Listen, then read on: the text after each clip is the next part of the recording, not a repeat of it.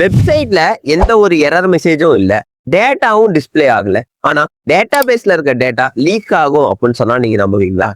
S. அதுக்கு முன்னாடி இந்த மாதிரி யூஸ்ஃபுல்லான இன்ஃபர்மேஷனுக்கு நம்ம பேஜை மறக்காம ஃபாலோ பண்ணிட்டு பாருங்க. SQL injection episode 3. அதான் பூலியன் பேஸ்டு SQL இன்ஜெக்ஷன் அப்படின்னு சொல்லுவோம்.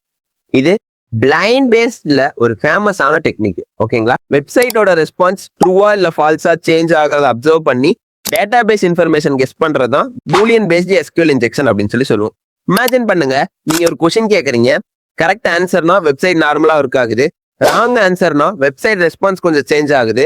அது ஸ்மால் டிஃபரன்ஸா அப்சர்வ் பண்ணிட்டு அட்டாக்கர்ஸ் இன்ஃபர்மேஷன் கலெக்ட் பண்ண ட்ரை பண்ணுவாங்க.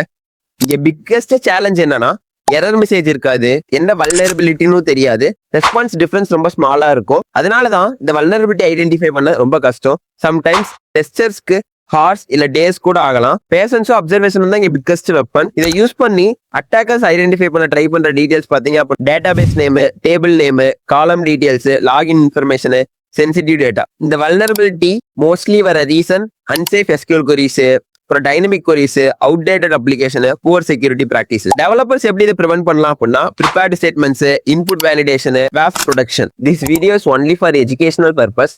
நெக்ஸ்ட் வீடியோல ஆத்தென்டிகேஷன் பேஸ்ட் SQL இன்ஜெக்ஷன் பார்த்தலாம். இந்த மாதிரி யூஸ்ஃபுல்லான இன்ஃபர்மேஷனுக்கு நம்ம சேனலை மறக்காம சப்ஸ்கிரைப் பண்ணிக்கோங்க.